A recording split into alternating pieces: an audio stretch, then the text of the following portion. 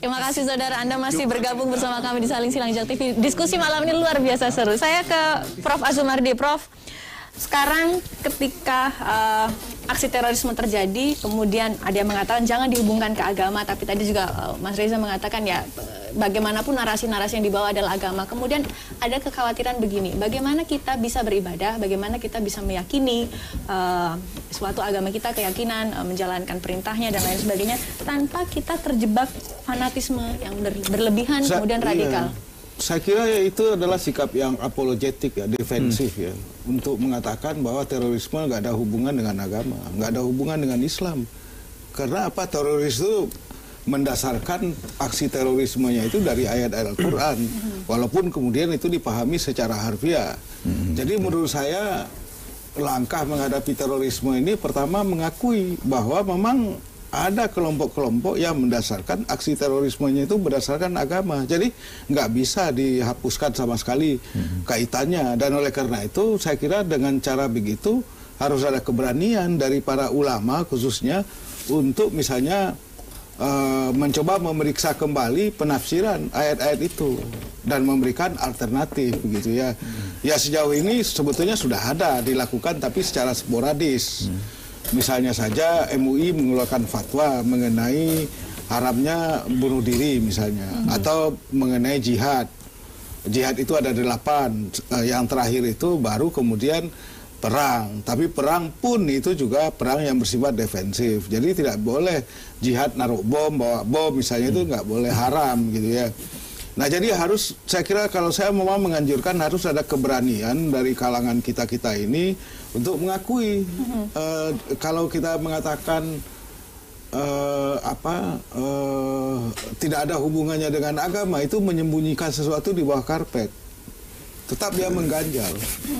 Jadi oleh itu harus keberanian mengakui itu, karena misalnya orang-orang Khawarij ya, neo-Khariji itu kan dasarnya itu yang dipakai Al-Quran. Wa man lam yahkum bima anzalallah fa ulaika humul kafirun. Siapa yang tidak berhukum dengan hukum Allah maka mereka kafir, dan karena itulah dari situ asalnya paham takfiri itu. Artinya tidak bisa dilepaskan dari agama. Indonesia itu tidak berhukum dengan hukum Allah. Hukumnya itu adalah hukum yang berdasarkan pada Undang-Undang Dasar 45 dan kemudian dielaborasi, dijabarkan dalam berbagai undang-undang yang lain.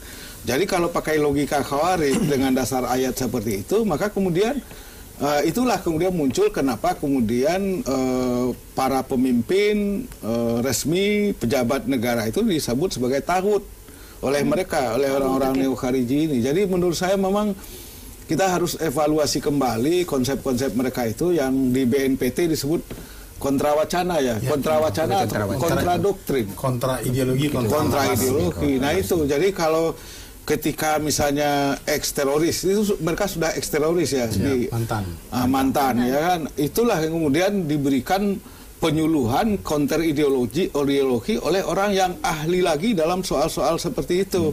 Misalnya tadi disebut salah satunya dosen UIN, Profesor Asep Usman Ismail. Itu dia paham sekali mengenai teologi, bagaimana mengkanter yang menafsirkan, melihat wa malam yahkum itu hanya dari satu sisi. Itu bisa dijelaskan gitu kan. Nah cuma kan itu belum, menurut saya sih, nggak tahu Prof. Irfan, itu belum terumuskan secara komprehensif. Sehingga kemudian ideologi takfiri itu tetap merajalela dia. Karena kita belum merumuskan gitu. Counter wacana dalam bentuk yang komprehensif. Bagaimana kemudian, ini kan masalahnya, ini paham ini ada ancaman bisa menyebar ke masyarakat. Bagaimana kita membentengi masyarakat? Mereka tidak takut beribadah, nanti wah jangan-jangan saya nanti fanatik begitu. Tapi bagaimana kemudian mereka juga tidak terjebak fanatisme itu? Iya, kalau cuma beribadah ya saya kira kalau orang rajin beribadah itu tidak terhitung fanatis ya. Kalau kita lihat fanatisme tidak terjebak paham, itu yang disebut dengan mungkin sektarianisme. Kalau fanatisme pada tingkat yang berlebihan itu sektarianisme, menganggap dia sendiri yang paling benar. Nah, sektarianisme itu paling kuat di Timur Tengah. Ya, oleh karena itu konflik misalnya antara Sunni sesama Sunni, Sunni dengan Syiah itu berdarah-darah. Nah, kita beruntung di Indonesia ini kita punya Islam wasatiyah itu yang tingkat sektarianismenya sangat sedikit. Cobalah bandingkan apa sih beda NU dengan Muhammadiyah. Paling kalau bulan puasa ini ribut kemarin pakai hisab atau pakai ru'yat, paling itu, atau mau sholat tarawih dan witir mau 11 atau 23 gitu kan. Kalau Muhammadiyah 11 tarawih dengan witirnya, kalau yang Nahdiyin ya 20 plus 3 ya kan. Nah, itu aja. Tapi kita nggak pernah punya sejarah di Indonesia ini konflik sektarian yang berdarah, nggak ada itu sejak dari pertama. Saya kan bidang saya sejarah Islam ya, dari awal itu tidak ada seperti di Timur Tengah. Jadi kita itu sebetulnya nggak punya beban historis seperti yang di Timur Tengah, di dunia Arab. Itu beban historisnya sejak dari dulu, sejak masa pasca Nabi, sejak munculnya ada namanya perang unta antara Siti Aisyah dengan Ali, ada perang Siffin yang disebut sebagai Al-Fitnatul Kubra. Dari semua beban historis yang kemudian itu menjadi presiden bagi munculnya kelompok-kelompok garis keras. Nah, sebetulnya di Indonesia tidak ada kelompok-kelompok garis keras itu. Makanya tadi saya katakan kalau Islam Indonesia yang wasatiyah, yang Nusantara, yang berkemajuan, itu sebetulnya paham yang boleh disebut ya itulah yang wasatiyah itu, yang bersifat tawazun itu semua seimbang, berkeadilan. Kalau dalam bahasa Inggris disebut justly balance Islam, ya, tidak ekstrim ke kanan, tidak ekstrim ke kiri. Nah, itulah yang menjadi tradisi Indonesia. Apakah Islam Nusantara itu punya potensi bisa berubah menjadi Islam yang dengan garis keras atau tidak? Ya, atau tidak seperti itu? Tadi saya sudah sebut. Moderate Indonesian Islam is too big to fail di mana-mana itu. Ya, artinya itu ketika keyakinannya tidak mungkin begitu, itu kalah.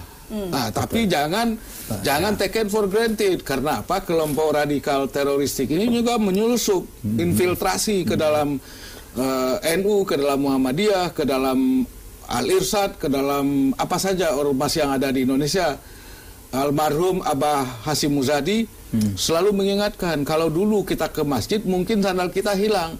Kalau sekarang ya mungkin mimbarnya yang hilang, diambil oleh kelompok yang infiltrasi tadi itu. Oleh karena itulah maka ormas-ormas Islam ini jangan taken for granted, jangan menganggap perjuangannya udah selesai, wasatiyah Islamnya udah selesai. Harus senantiasa memperkuat wasatiyah Islam itu sejak dari keluarga, sejak anak-anak kecil, anak-anak kita masih kecil harus dipahamkan mengenai sikap moderasi itu, tidak ekstrim ke kanan ke kiri, bisa rukun serumah, bisa rukun dengan tetangga, bisa rukun sesama Islam, bisa rukun sesama warga negara, baik dia Islam maupun non-Muslim. Nah, itu yang harus diajarkan sejak dari rumah. Oke, baik. Saya ke Pak Irfan. Pak Irfan, tadi ada satu clue yang cukup menarik dari Mas Reza.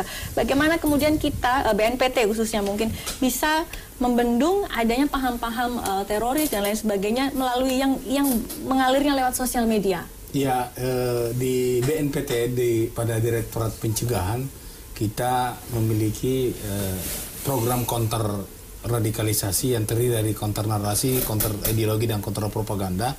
Kita penuhi sosial media dengan membentuk duta-duta damai di 15 provinsi di seluruh Indonesia, dan ini terus kita giatkan agar anak-anak kita jangan ikut men-share tanpa membaca.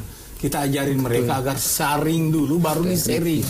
Ya, anak-anak kita ini cenderung men-sharing dulu tanpa membaca, karena dia update terus, tapi ya, betul Mas Teresa. Dia yang doktrin dirinya, dia yang latih dirinya untuk menjadi radikal. Arus informasi dan globalisasi yang begitu maju, kita tidak boleh lari dari kenyataan. Istilah kita harus ikut arus, tetapi jangan terbawa arus. Kita harus layani, ini kemajuan zaman ini. Ada both side kita harus hadapi, tetapi kita harus mendominasi agar positif yang lahir di dalam membentuk watak generasi. Kita koordinasi karena kita bukan badan penindak. Pada tahun 2014, 26 situs yang dianggap radikal kita laporkan ke Kementerian Komunikasi dan Informatika untuk ditertibkan. Di sana juga tentu ada SOP-nya, SOP-nya. Oh, setiap hari situs ini kok yang berdarah-darah terus diputar. Ayat-ayat terus yang dipotong-potong. Ini kan nanti yang berakibat pada ujungnya memotong-motong orang karena dia baca ayat sepotong-potong. Hanya berdarah-darah, jihad dan lain sebagainya. Nah, inilah yang kita lakukan secara masif, ya. Ada namanya program Getar, ya. gerakan tolak radikalisme atau gerakan masyarakat anti radikalisme. Jadi memang perlu diperkenalkan, perlu dicerahkan. Kalau tadi Romo mengatakan radikal itu bagus, dia negatif pada saat dia dijadikan paham. Radikalisme itu ada 4 kriteria. Ingin melakukan perubahan bagus, dengan cepat bagus, tapi menggunakan kekerasan dan mengatasnamakan agama di sini tidak tepatnya di Indonesia. Karena ada 3 persaudaraan yang perlu kita bangun. Uhuwah wataniyah, uhuwah islamiyah, uhuwah wataniyah dan uhuwah basariyah. Saudara karena satu keyakinan, iya tidak. Saudara karena satu bangsa pasti. Tapi yang lebih tidak bisa kita pungkiri adalah uhuwah basariyah. Kita bersaudara karena sama-sama manusia. Jangan lihat keyakinannya, jangan lihat pendapatnya, dan jangan lihat terutama pendapatannya. Nah, Mas Reza, apakah Mas Reza melihat apa yang sudah dilakukan BNPT dengan menutup beberapa situs yang mungkin ada punya bibit-bibit kekerasan, kemudian ada beberapa hal yang tadi dilakukan menunjuk duta dan lain sebagainya, itu cukup untuk menangkal paham pengaruh-pengaruh yang negatif? Cukup atau tidak cukup ya nanti perjalanan waktunya akan menjadi pembuktiannya gitu. Tapi kalau kita buka Impres Gerakan Nasional Revolusi Mental, ada satu poin khusus di mana di dalam Impres itu tercantum penciptaan lingkungan ramah anak dan nir kekerasan. Itu bunyinya. Penciptaan lingkungan ramah anak dan nir kekerasan. Basisnya ada 2, yaitu di rumah, berarti keluarga, dan di sekolah. Oke, baik. Saya tahan dulu, rupanya masih ada segmen-segmen selanjutnya untuk membahas itu. Tetap bersama kami, saudara, di Saling Silang Jak TV.